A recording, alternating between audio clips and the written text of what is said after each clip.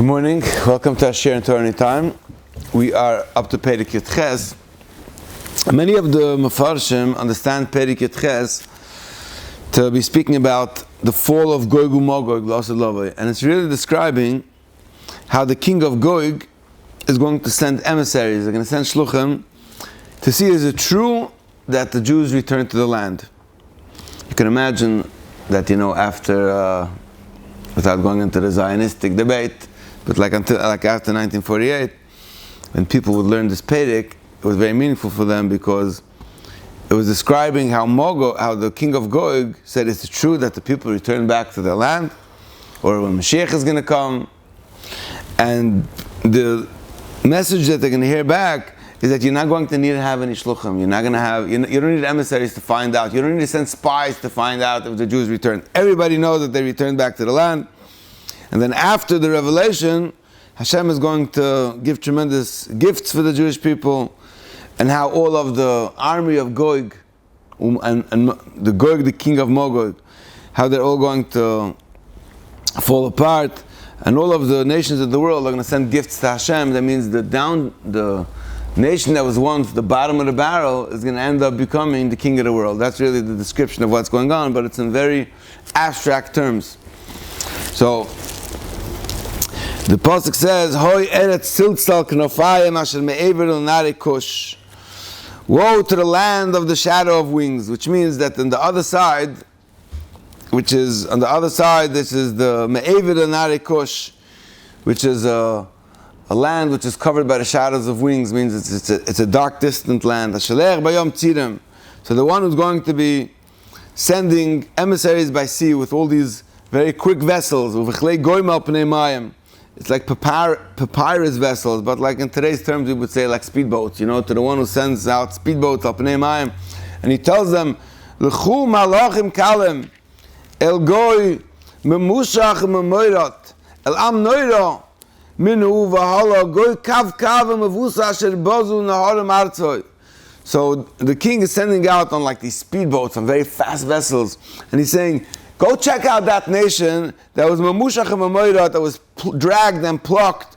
Those people who went through an awful nation, good kav, a nation that's very rule-based. That every single thing that they do is like tit for tat. Go check out what's going on over there. Kol yosh v'seva v'shoichnei adat kinsoy neis hadem tiru v'chiskoy ha-shoiva tishmou.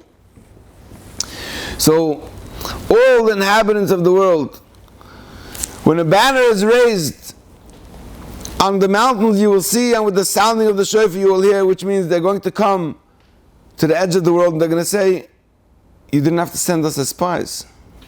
It's public. There's a flag that's being raised on top of the mountains. Everybody sees that this is a sovereign nation. Everybody sees that they're standing again on their land. You know why? Hashem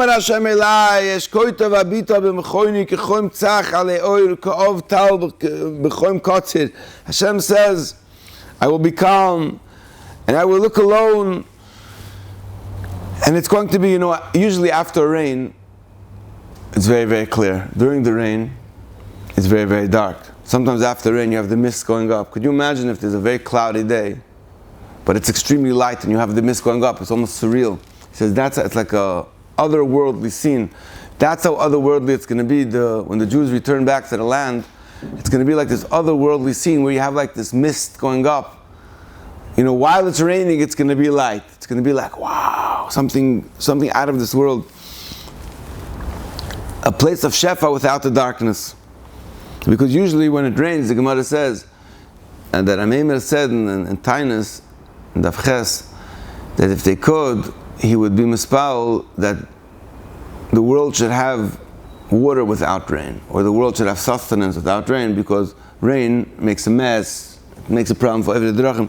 There's a certain darkness to shefa, there's upfall, there's waste that comes along with shefa that has to be dealt with.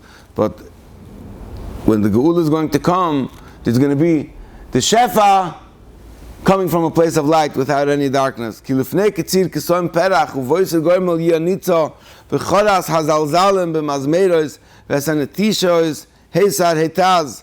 Because before the harvest arrives, when the blossoming is over and the bud becomes a ripening grape, He will cut off the thin branches with pruning hooks and remove and lop off the long, thick branches, which means there's going to be a tremendous slaughter that's going to go on, where all of the enemies or the people who fought the children of Israel are going to be decimated.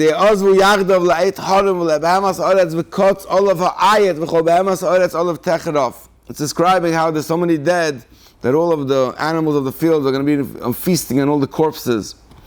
And it's going to be on that time.